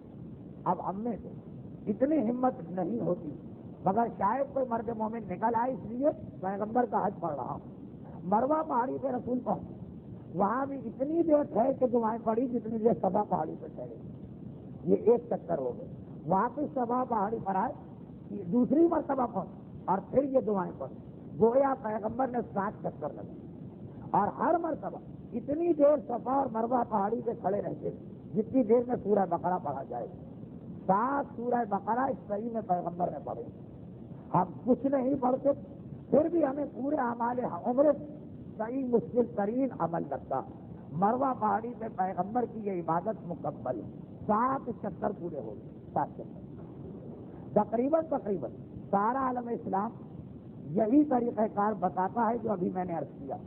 صرف حنفی علماء میں سے ایک اور بعض شافعی علماء نے اس سے اختلاف کیا اور انہوں نے کہا کہ 7 چکر کا مقصد ہے آنا اور جانا ملا کے 1 چکر، تو وہ 14 چکر لگاتے ہیں. باقی تمام مسلمان ہمارے مراجع کرام کو شامل کر وہ کہتے ہیں صفا سے مروہ 1 چکر، واپس آنا 2 چکر. اتنا زیادہ چکروں کا بیان مجموعے کو جس چکر میں ڈال رہا اس کی وجہ سے میں بات کو مختصر کرتا ہوں. لیکن یہ 7 چکر پیغمبر نے سواری پہ لگائے کہ پیدل، یہ ایک اختلافی مسئلہ آج تک چلا رہا. ایک روایت میں ایک انداز ہے، دوسری روایت میں دوسرا انداز. اس وقت اس کی بحث کا وقت نہیں، البتہ اس بحث کے خلاصے کا وقت ہے. اور خلاصہ یہ کہ آج بھی یہ فتویٰ ہمارے پاس ہے کہ صفا اور مروہ کی صحیح بھی پیدل بھی کی جا سکتی ہے اور بغیر مجبوری، نہ بیمار، نہ اپاہج، نہ کوئی حاملہ عورت کا مسئلہ، نہ کمزوری، نہ بڑھاپا، پھر بھی چاہے تو آدمی سواری پہ بیٹھ کے بھی یہ صحیح کر سکتا.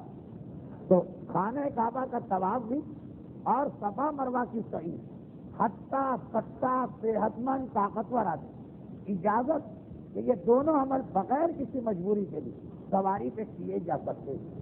البتہ ثواب یقیناً کم اور زیادہ ہوگا. مگر یہ اگلا جملہ یہ تو آپ کی تقریر سے کوئی ربط نہیں رکھتا، احتیاطاً اس لیے کہہ رہا ہوں کہ بہرحال سیرت رسول کے سلسلے میں چند مسائل آتے تھے. یہ مسئلہ میں جان بوجھ کے بیان کر رہا ہوں. لیکن ایک مسئلہ یاد رکھیے کہ آج تک مجمع کی کثرت کی وجہ سے صفا اور مروہ کی صحیح کا جو علاقہ ہے اسے 2 منزلہ کر دیا گیا. آدھے لوگ نیچے سے صحیح کریں، آدھے لوگ اوپر. ہمارے علماء اعلام کا فی الحال یہ فتویٰ کہ صحیح صرف نیچے سے ہو سکتی ہے، اوپر سے نہیں. فی الحال ہو سکتا ہے کہ کبھی اجتہاد ہو، الگ بات. لیکن یہ مسئلہ بتانے کی ضرورت کیا ہے، وہ یہ کہ کبھی کبھی حج کی اپنی جو تاریخیں ہوتی ہیں اس میں اتنا مجمع ہو جاتا اور رمضان کی آخری تاریخوں میں اتنا مجمع ہو جاتا کہ سواری کو نیچے کے حصے سے بالکل بند کر دیتے. سواری ہر صورت میں اوپر کے حصے سے، بیمار، اپاہج، لنگڑا، معذور، جسے لامحالہ سواری میں صحیح کرنا. کچھ تاریخیں ایسی آتی، اس سال بھی امکان ہو رہا ہے کیونکہ امکان ہے کہ اس سال کا حج جمعے کو پڑے. جمعے کے حج میں ہمیشہ مجمع بڑھ جاتا.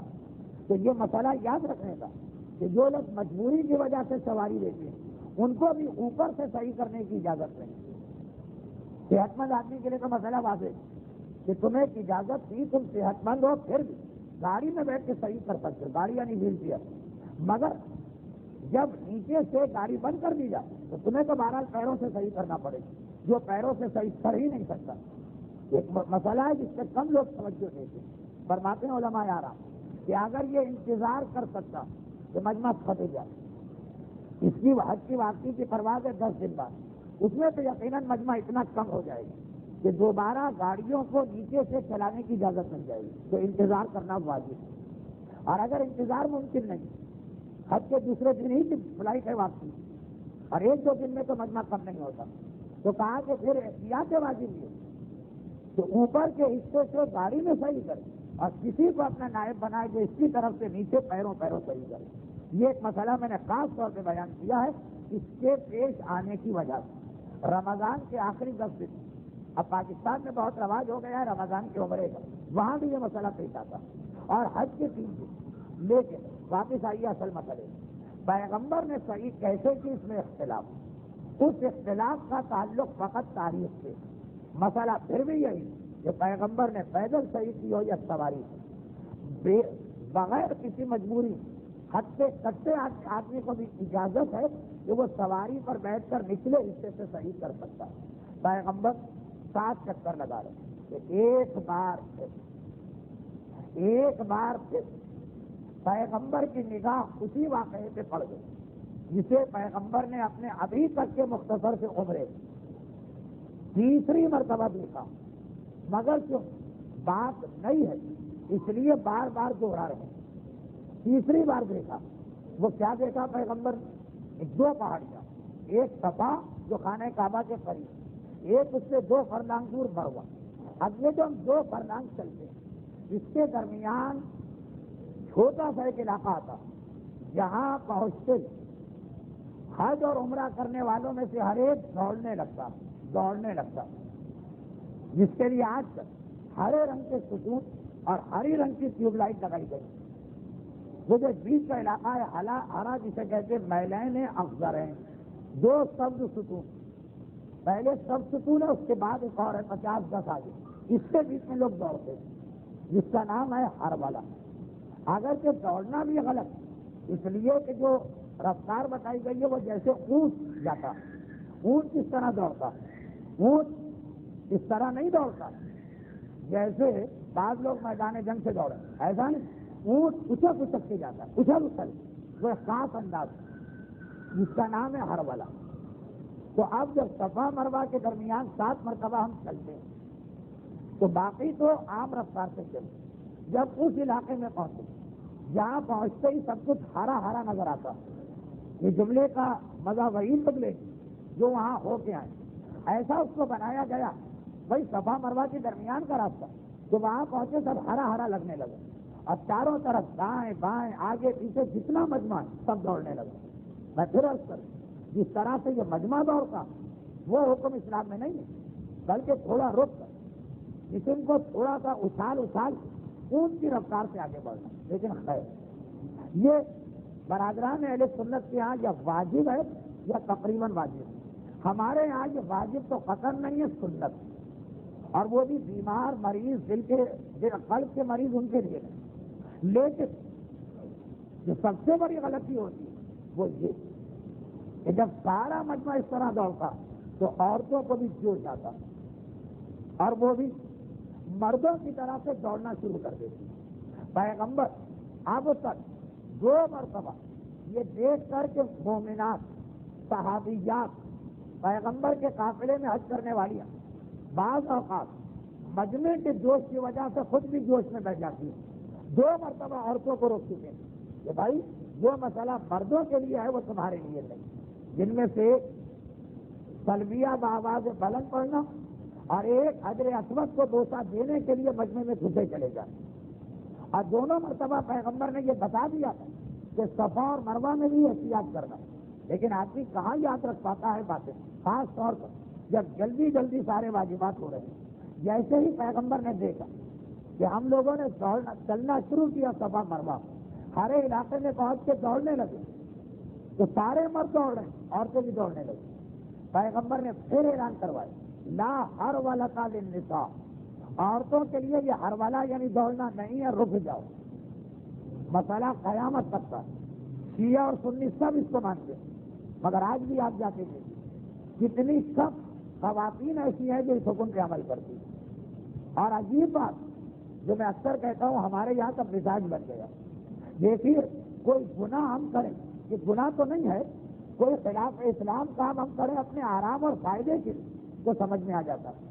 بھائی نماز قضا کر رہے ہیں اس لیے کہ موڈ نہیں ہے نماز پڑھنے، روزہ قضا کر رہے ہیں اس لیے کہ کھانے پینا ہے، خمس نہیں دے رہے اس لیے کہ پیسہ رکھنا، گانے سن رہے اس لیے کہ مزہ آ رہا۔ مگر تعجب اس وقت ہوتا ہے کہ جب خلاف شریعت کام کرنے کے لیے زحمتیں اٹھائی جاتی ہیں۔ یہ ہر والا آسان چیز نہیں ہے، پڑھا خاص طور پر جب اس سے پہلے سے تھکن چلی آ رہی، یہ ساری زحمت اپنے آپ کو اور تھکایا جا رہا، بھگایا جا رہا، اور پتہ چلا کہ اس کا کوئی ثواب ہی نہیں۔ یہ تو میں نہیں کہتا کہ یہ گناہ عورتوں کے لیے ہر والا ہے نہیں، اگر کرنے تو گناہگار نہیں، مگر اسلام نے اچھا نہیں سمجھا۔ لیکن گھڑی کی سوئیاں بتا رہی کہ میں نے اتنا لمبا اس پورے موضوع کو کر دیا کہ اب مجھے اختتام پہ آنا چاہیے۔ میں اختتام پہ جملے کے ذریعے آ رہا ہوں، وہ یہ کہ جیسے ہی صحیح ختم ہو، پیغمبر نے ایک ایسا جملہ ارشاد فرمایا کہ گویا بجنے سے بجلی گر پڑی، لوگ ہنسا بکا رہ گئے، لوگوں کو اپنے کانوں کا یقین نہیں آ رہا یہ رسول کہہ رہے ہیں۔ حتیٰ یہ کہ لوگوں نے رسول سے بحث شروع کر دی۔ وہ کیا جملہ کہہ تو سکتا ہوں مگر آپ خود نہیں سمجھ پائیں گے جب تک اس کی وضاحت نہ ہو۔ انشاءاللہ آئندہ منگل، بڑا عجیب جملہ لیکن ہے بڑا خوش۔ اور اس کے بعد ایک دلچسپ روایت بھی آ رہی ہے۔ آئندہ تقریر بڑی عجیب، آج کی تقریر پوری ایک انداز کی، جسے خوش لگے گی پوری تقریر خوش لگے گی، جسے مزہ آ رہا ہے اس سے پوری تقریر میں مزہ آئے گا۔ اگلی تقریر ایسی ہے کہ واضح طور پہ دو حصے، پہلا حصہ خوش ہے جو ہر ایک کو خوش لگے گا، دوسرا حصہ دلچسپ ہے جو ان کو بھی دلچسپ لگے گا، جو یہ سب نہیں سننا چاہتے زبردستی ان کو سنایا جا رہا، مگر یہ آئندہ تقریر۔ ابھی تو ایک جملہ سن لی، وہ یہ پیغمبر صفا اور مروہ کے درمیان 7 چکر لگا رہے ہیں، مگر ان 7 چکروں جب ہر علاقے میں پہنچے تو وہاں جا کے پیغمبر دوڑنے لگے۔ جن روایتوں میں ہے کہ پیغمبر سواری پر بیٹھے تھے، یہ جو 2 روایتیں ہیں نا تو دونوں کے اندر طریقہ الگ الگ، جس میں ہے کہ پیغمبر سواری پہ تھے اس میں یہ ہے کہ پیغمبر نے اپنے اونٹ کو دوڑانا شروع کر دیا۔ چنانچہ آج بھی مستحب جو پیدل جائے خود دوڑ، جو سواری پہ ہو اپنی سواری کی رفتار بڑھا دے اگر اس کے لیے ممکن، اگر ممکن ہو اپنا کنٹرول کرے۔ اچھا اس سے ایک بات تو طے بات ہے، یہ جو ابھی آپ نے 2 جملے سن، پیغمبر یقیناً ایک مرتبہ پیدل صحیح کی ہے، ایک مرتبہ سواری پہ کی۔ اب غالباً یہ اختلاف ہو گیا کہ سب کی بات ہے، جیسے اسی حج پیغمبر نے مینا سے آ کے بھی صحیح کی، ہو سکتا ہے پہلی والی سواری پر وہ پیدل پر، پہلی والی پیدل ہو وہ سواری پر، ہو سکتا ہے اس سے پہلے جو عمرہ کرنے آئے پیغمبر کی 2 صحیح ثابت ہے، ایک پیدل اور ایک سواری۔ پیدل چلے ہر علاقے میں دوڑنے لگے، سواری پہ چڑھے سواری کو دوڑانے لگے۔ مگر اب ایک سوال آ گیا جس کا سیرت رسول سے کوئی تعلق نہیں، مگر رب کے مسائل سے بڑا گہرا تعلق، اس لیے پڑھ رہا ہوں۔ سوال یہ آیا کہ آخر صفا مروہ کی صحیح کے درمیان یعنی صفا اور مروہ سے چکر لگا، بیچ کے ایک علاقے میں دوڑایا جاتا کیوں؟ وجہ کیا؟ خانہ کعبہ کے طواف میں تو ایسا نہیں ہے کہا کہ پورا طواف ایک رفتار سے کرو، اگر رفتار بڑھوائی دی گئی تو اس طرح کہ پہلے 4 چکر ذرا ایک دوڑو اور آخری چیز آہستہ، مگر بہرحال ہر چکر کی اپنی رفتار صحیح میں کیا ہوگا؟ صفا سے مروہ چلو آہستہ آہستہ، ہرا علاقہ آیا دوڑنے لگو، ہرا علاقہ ختم ہو گیا پھر آہستہ ہو گیا، اور جب واپس آؤ گے تب بھی ہاں اس کی بھی ایک تاریخ ہے۔ تفصیلی تاریخ تو آپ یا مجھ سے کبھی مکے میں سنیے عمرے اور حج میں، اور یا میرا وہ کیسے لے لیجیے کہ جو شاید یہاں پہ مل جائے، مختصر تاریخ یہ جو اس کے واقعات ہیں، میں ایک پڑھ رہا ہوں دوسرا نہیں پڑھ رہا ہوں۔ دوسرا یہ ہے کہ حضرت ابراہیم کو اس دوران شیطان نظر آیا تھا، مگر پہلا واقعہ اس کے لیے آپ کو سننے کے ساتھ مجھے دیکھنا بھی پڑے گا، سب آدمی مجھے نہیں دیکھ رہے ہیں اس لیے مجھے یہ کہنا پڑا، وہ یہ کہ حضرت حاجرہ اپنے بیٹے اسماعیل کو ایک جگہ لٹاتے گئے اور خود پانی کی تلاش میں دونوں پہاڑیوں پہ جا رہے ہیں، بلندی سے دور دور تک پانی نظر آ سکتا، اب جو دو پہاڑیاں ہیں صفا و مروہ، فرض کیجیے جہاں پہ صفا ہے سامنے مروہ، اور اسماعیل وہاں لے کے صفا اور مروہ کے درمیان آج کل بہترین فرش بنا، ٹائل لگے ہوئے، پنکھے چل رہے ہیں، ایئر کنڈیشن بھی کبھی کھول دیے جاتے ہیں۔ اس وقت کھلا میدان، جنگل بھی نہیں، صحرا، زمین بھی ہموار نہیں، آج بہترین فرش ہے پھر بھی لوگوں کے پیر سکتے ہیں۔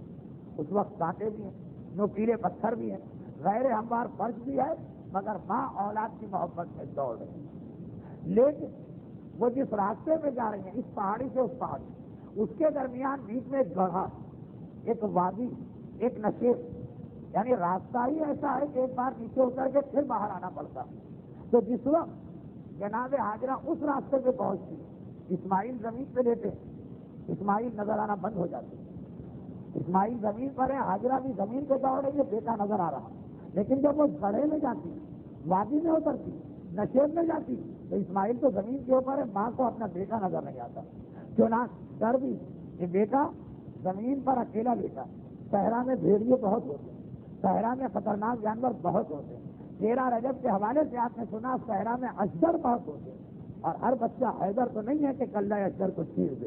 چنانچہ ماں ایک مرتبہ گھبرا رہی کہ جتنی دیر بچہ مجھے نظر نہیں آ رہا، ایسا نہ ہو کوئی جانور آ جائے، ایسا نہ ہو کوئی اشباح آ جائے۔ چنانچہ وہ والا فاصلہ بہت تیزی سے دوڑ کے طے کرتی ہے تاکہ پھر دوبارہ زمین کے اوپر آ جائیں اور اسماعیل نظر آ جائے۔ اسماعیل کی حفاظت کے خیال سے بالکل فطری بات، بالکل فطری بات، جتنی دیر بیٹا نظر نہیں آ رہا، ماں کا دل چاہتا ہے پر لگے اور میں اڑ کے یہ فاصلہ طے کروں تاکہ بیٹا دوبارہ نظر آئے۔ ہاجرہ کا اتنی تیزی سے دوڑنا فقط اس لیے کہ اسماعیل آنکھوں سے اوجھل ہو گئے۔ اب ایک جملہ سیرت رسول کا مقصد اور ایک جملہ اس کے حوالے سے مسائل۔ مقصد سیرت رسول، کردار کی اصلاح، وہ کیا جملہ؟ پتا چلا کہ صفا مروہ میں جب ہم صفا مروہ جب ہم چلتے چلتے بیچ میں دوڑنے لگتے ہیں تو وہ اس لیے دوڑتے ہیں کہ ایک عورت، ایک ماں ہاجرہ دوڑی، پتا چلا اس لیے اگر عورت دوڑی تو عقل بھی کہتی ہے کہ عورت کا عمل دوسری عورتوں کے لیے تو سنت ہونا چاہیے، مرد بھی عمل کرے لیکن اصل تو یہی چیز ہے جو عورت کرے وہ عورتوں کو کرنا چاہیے۔ الٹی بات کر دی اسلام، عورت کی سنت ہے مردوں سے کہ تم عمل کرو، عورتوں سے کہ تم عمل نہ کرو۔ خدا بندہ تیری ایک ایسی محبوب، تیری ایک ایسی مقرب کنیز اور بندی ہاجرہ سنت ہاجرہ بنا رہی، مردوں پر بھی حکم آئے کہ نہ عورتوں کو تو آنا چاہیے، یہ کیا الٹا نظام ہو گیا؟ خدا کا جواب آئے گا، میں اپنے نظام کا الٹا ہونا برداشت کر سکتا ہوں، عورت کی بے حجابی برداشت نہیں کر سکتا ہوں۔ ہاجرہ جب دوڑ رہی تھی اکیلی تھی، تنہا تھی، کوئی دیکھنے والا نہ تھا۔ آج اگر عورت صفا اور مروہ میں دوڑے تو ہزاروں نگاہیں اس پہ پڑ رہی ہوں، چاہے مقدس ترین جگہ ہو جہاں شیطان دماغ سے نکلا ہوتا، ساتھ پھر بھی مقدس ترین جگہ، مقدس ترین عبادت، وہاں بھی میں عورت کو اس حالت میں برداشت نہیں کر سکتا کہ ذرا سا اس کی بے حجابی کا پہلو آ جائے۔ عورت کا حجاب ہاجرہ کی سنت سے زیادہ اہم ہے، یہ تو اسلام پیغام دے رہا ہے۔ اور ہماری عورتوں کی کیا کیفیت؟ خانہ خدا کا جوار ہو، صفا اور مروہ کی صحیح ہو، ابھی لوگوں کے بدن سے احرام بھی نہ اترا، ابھی خیالات میں پاکیزگی ہو، اور اس کے بعد کہا گیا لیتے عورت بھی پورے حجاب میں ہو۔ یاد رکھیے پورے حجاب میں عورت ہوتی ہے جب تک کہ عمرہ پورا نہ ہو، اس کے باوجود کا یہ انداز دوڑنے کا ایسا کہ خالی یہ انداز ہی لوگوں کے ذہنوں میں غلط خیال پیدا کر سکتا، یہ برداشت نہیں، جب وہاں برداشت نہیں، یہ تو پھر وہ شہر ہے ہمارے اور آپ کے کہ جہاں ہر وقت شیطان، جہاں عورتوں کے لباس بھی بے ہودہ ہوتے ہیں، جہاں مرد اس وقت عمرے اور حج جیسے تقدس کی نیت کے ساتھ بھی نہیں ہوتے، یہاں بھی عورتیں اپنا حجاب اتار دیں، جو حجاب اللہ کو اتنا پسند جو اس کے لیے ہاجرہ کی سنت ثابت کر دی، وہ حجاب ہماری عورتوں میں آ کے کتنا ذلیل بن گیا، نعوذ باللہ۔ وہ حجاب ہماری عورتوں میں آ کے کتنا حقیر بن گیا، نعوذ باللہ۔ ذرا سی اگر عقل رکھنے والی عورت اور ذرا سا اگر اسلام کے مزاج کو سمجھنے والا فرد، وہ کبھی بھی اس حالت سے تیار نہیں ہوگا جو ہمارے معاشرے میں بن گئی۔ اور وہ جملے جو مجھے پچھلے منگل کو کہنا نہیں کہہ پائے، کیونکہ ولادت کا موقع تھا، وہ آج کہہ کے بات ختم کرو. اور پروردگار کی سنت ہمارے سامنے آئی. مولا کا مزاج کی ذرا سمجھ لی. مولا کا مزاج علی کسے کہتے ہیں؟ حجاب کے بارے میں علی کا مزاج کیا؟ عقیدے کی حد تک تو آپ یہ بات مانتے ہیں، مگر یہ کون سا عقیدہ کہ اپنا فائدہ لینے کے لیے تو عقیدہ، اور جب اس کی وجہ سے ذمہ داری آ رہی ہے تو عقیدہ بھول گئے. کون سا عقیدہ؟ رسول اور علی اس امت کے باپ. اس امت کا ہر مرد ان کا بیٹا ہے، اس امت کی ہر عورت ان کی بیٹی ہے. اب جب ہمیں اس سے فائدہ لینا ہو، یعنی اس عقیدے کی مدد سے اپنی شفاعت کروانی، تو یہ عقیدہ یاد آ جاتا ہے. اس عقیدے کی مدد سے اپنے لیے جنت لینا ہو تو یہ عقیدہ یاد آ جاتا ہے. اس عقیدے کی وجہ سے اپنے آپ کو جہنم سے معاف کروانا ہو تو یہ عقیدہ یاد آ جاتا. مگر جب اس عقیدے کی وجہ سے کوئی ذمہ داری آ رہی ہے، کیا ذمہ داری آ رہی؟ ہر عورت علی کی بیٹی ہے. اور علی کا اپنی بیٹیوں کے بارے میں مزاج کیا؟ 19 رمضان ادھر مسجد کوفہ میں میرے مولا کے سر پہ ضربت لگی. یہاں بیت الشرف میں کوئی بتانے والا ہے نہیں کہ کیا ہوا. خدا جب کبھی آپ کو کوفہ لے جائے تو آپ دیکھیں گے کہ مسجد بھی آج تک ہے اور علی کا گھر بھی آج تک ہے، ابھی تک ہے. دونوں کے درمیان فاصلہ بھی کتنا کم ہے، مگر کوئی بتانے والا نہیں ہے کہ مسجد میں کیا ہوا. لیکن یہ ضرور علی کی بیٹیوں کو پتا چل گیا کہ کچھ ہوا. وہ 3 نشانیاں جو اسی وقت آتی ہیں جب اہل بیت کے گھرانے پہ کوئی مصیبت آ جائے. کوفے کی زمین میں زلزلہ ہے، سرخ اور سیاہ آندھیاں چل رہی ہے، اور جبرائیل کے نوحے اور فریاد کی آواز فضاؤں میں گونج رہی ہے. یہ 3 نشانیاں آئیں. زینب نے گھبرا کے کہا کلثوم بہن غضب ہو گئے، ایسا لگتا ہے آج پھر ہمارے گھرانے پہ کوئی مصیبت آ گئی ہے. مگر کون بتائے کہ کیا ہو رہا؟ بیٹیاں گھبرا کے گھر کے دروازے تک تو آ گئے مگر دروازے سے باہر نہیں جا سکتی ہے. یہ وہی زینب ہے آج بابا کے حوالے سے کوفے کے دروازے پہ کھڑی ہے اور کوئی بتانے والا نہیں ہے. اور کل کربلا کے میدان میں بھائی حسین کے حوالے سے در خیمہ پر کھڑی ہوگی، وہاں بھی کوئی بتانے والا نہ ہوگا. ہاں وہاں سلجنا آ کے بتائے گا حسین پہ کیا گزر گئی. اور یہاں پر ایک بار زینب کی نگاہ پڑی، کیا دیکھا؟ بھیا حسن اور بھیا حسین بابا کو مسجد سے اٹھا کے لا رہے ہیں. اگرچہ ابھی تک سورج نہیں نکلا تھا مگر بہرحال فجر کی وجہ سے ہلکی روشنی تھی. روشنی میں زینب نے پہچان لیا کہ ہم یتیم ہونے جا رہے. علی کا چہرہ اتنا صاف اور چہرے پر ایسی غشی، گھبرا کے کہا کلثوم بہن ارے یتیمی ہمارے دروازے پہ آ رہی، ارے ایسا لگ رہا ہم یتیم ہونے جا رہے. ادھر زینب کی فریاد بلند ہوئی، ادھر علی جو بہت دیر سے غشی کی عالم میں ہے آنکھیں کھولے اور کہے حسن بیٹا یہ کون لوگ آ رہے؟ حسن کا جواب بابا یہ آپ کے صحابی آپ کی خیریت دریافت کرنے آ رہے. علی کا ایک مرتبہ دوبارہ ہو تو حسن ان کا شکریہ تو ادا کرو مگر ان سے کہہ دو واپس چلے جائیں، واپس چلے جائیں. اس لیے کہ جب میں اپنی بیٹی کے رونے کی آواز سن رہا تو میری بیٹی کی آواز ان کے کانوں میں جا رہی ہوگی. علی اپنی زندگی میں برداشت نہ کر سکے. بیٹی کا پردہ جب ہمیں شفاعت لینا ہو تو ہماری ہر عورت بیٹی بن گئی، اور حجاب کرنا ہو تو ہر عورت پیچھے آ گئی کہ نہیں یہ تو زینب کے لیے کہا ہوگا. لیکن بس ایک جملہ مولا سے کہوں، مولا آج تاریخ ہجری ہے، ابھی سورج نہیں نکلا، سوائے مخلص صحابیوں کے کوئی نہیں ہے. آج آپ نے زینب کی آواز کا بھی پردہ بچا لیا. ارے 20 سال بعد آئیے، یہی شہر کوفہ ہے مگر اندھیرا نہیں ہے، روزے روشن ہے، ماننے والے نہیں ہیں، دشمنوں کا بلوہ عام ہے. زینب کی آواز کا مسئلہ نہیں ہے، آئے بال بھی کھلے ہیں، بے مکنا اور چادر کے بھی ہے. ارے مولا 20 سال بعد بھی کوفے میں آ کے اپنی زینب کا پردہ بچائیے. پروردگارا اللہ نے مشکل کشائے کائنات علی ابن ابی طالب کی ولادت کے اس مہینے اور علی کی شہادت کے ان مصائب کا واسطہ علی والوں خصوصاً اس مجلس میں بیٹھنے والوں اور اس مجلس کا انعقاد کرنے والوں کو ہر مشکل، ہر آفت، ہر مصیبت، ہر پریشانی خواہ دنیا کی ہو خواہ آخرت کی ہو اس سے محفوظ فرما. خداوندہ علی والے جو دنیا سے رخصت ہو گئے خصوصاً حاضرین و بانیان کے تمام مرحومین اور خاص طور پر جن کے لیے آج سال ثواب اعلیٰ علیین میں ان سب کو جوار علی ابن ابی طالب سے ملحق فرما. خداوند علی ابن ابی طالب کا واسطہ ہمیں سیرت علی کے چلنے کی توفیق عطا فرما، اور اگر اس میں ہم سے کوئی کوتاہی ہو جائے تو علی ہی کی شفاعت کے طفیل ہمارے اس گناہ کو معاف فرما، علی والوں کو رزق کی ہر پریشانی سے محفوظ فرما، اولاد کی ہر مصیبت سے محفوظ فرما، جو مریض ہیں انہیں صحت مند فرما، اور ظہور امام زمانہ میں تعجیل فرما۔ سورہ فاتحہ کی التماس ہے، آج آپ کی زحمت کم ہے، فقط 2 نام ہیں، اس کا مطلب یہ کہ آج ہمیں ثواب بھی کم ملے گا۔ مرحوم شیخ غلام حسین اور مرحوم باقر حیدری، سورہ فاتحہ کی التماس ہے ان 2 مرحومین کے لیے۔ بسم اللہ الرحمن الرحیم، الحمدللہ رب العالمین الرحمن الرحیم مالک یوم الدین، ایاک نعبد و ایاک نستعین، اهدنا الصراط المستقیم صراط الذین انعمت علیہم غیر المغضوب علیہم ولا الضالین۔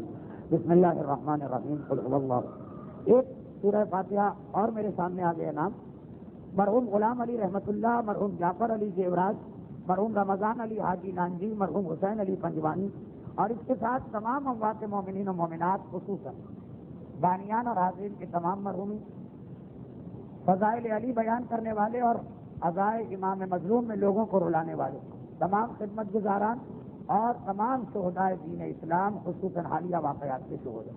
ایک سورہ فاتحہ ان سب کی سال ثواب و بلندی درجات کے لیے۔ بسم اللہ الرحمن الرحیم، الحمدللہ رب العالمین الرحمن الرحیم مالک یوم الدین، ایاک نعبد و ایاک نستعین، اهدنا الصراط المستقیم صراط الذین انعمت علیہم غیر المغضوب علیہم ولا الضالین۔ متوجہ زیارت